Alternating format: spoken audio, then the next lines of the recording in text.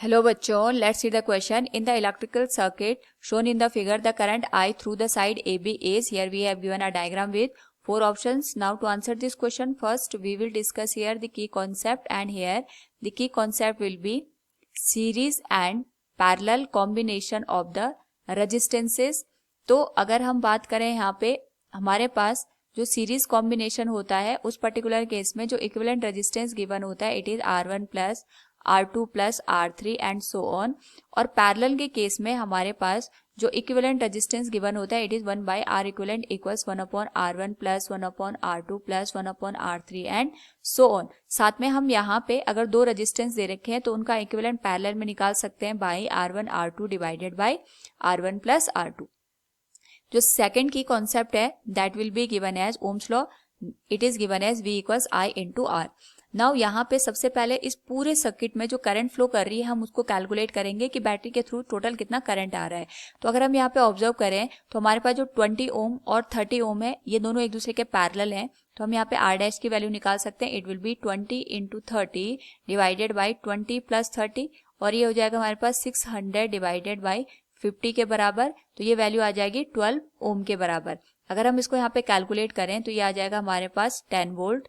This one is given as 10 ohm, ये आ जाएगा हमारे पास 3 ओम और ये आ जाएगा हमारे पास यहाँ पे 12 ओम के बराबर। तो यहाँ से अगर हम टोटल रेजिस्टेंस निकालें तो ये आ जाएगा 12 प्लस 10 प्लस 3, ये आ जाएगी value 15 plus 10 that is 25 ohm के बराबर। तो जो टोटल करंट है capital I that will be given as total EMF, ये आ जाएगा 10 volt divided by total resistance 25, value आ जाएगी 0.4 एम्पियर के बराबर। यानी इस पूरे सर्किट में हमारे पास यहाँ पे 0.4 एम्पियर की करंट फ्लो कर रही है।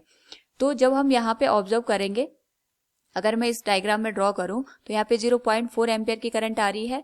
12 ओम का जो रेजिस्टेंस हमने 20 ओम और 30 ओम से मिलाया था इसमें भी यहाँ पे 0.4 एम्पियर की करंट जाएगी। यानी अगर हम ए बी टर्मिनल के अक्रॉस यहाँ पे ड्रॉप निकालें तो we can say here VAB will be given as 12 into 0.4 ampere, ये आ जाएगा 4.8 वोल्ट के बराबर।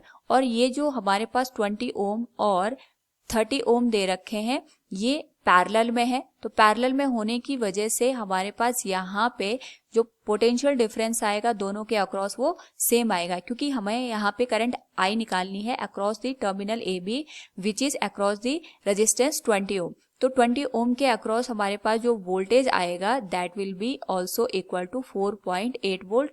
और यहाँ से अगर हम ओम्स लॉ यूज करें तो ये हो जाएगा VAB equals I into R।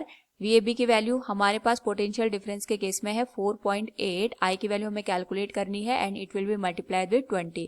तो जो I की वैल्यू है ये आ जाएगा 4.8 डिवाइडेड बाई 20, इसको हम लिख सकते हैं 48 डिवाइडेड बाई 200 के बराबर। नाउ अगर हम यहाँ पे इसको डिवाइड कर दें 4 से तो ये आ जाएगा 4 1 जा 4 4 2 जा 8 and it will become 50। Again 2 से डिवाइड करने पे ये आ जाएगा 6 बाई 25 के बराबर। This will be the value of the current in the respective terminal. So we can say current I through the side AB is 6 by 25 ampere. Option A is the right answer. Hope all you understood it. Thank you and best of luck.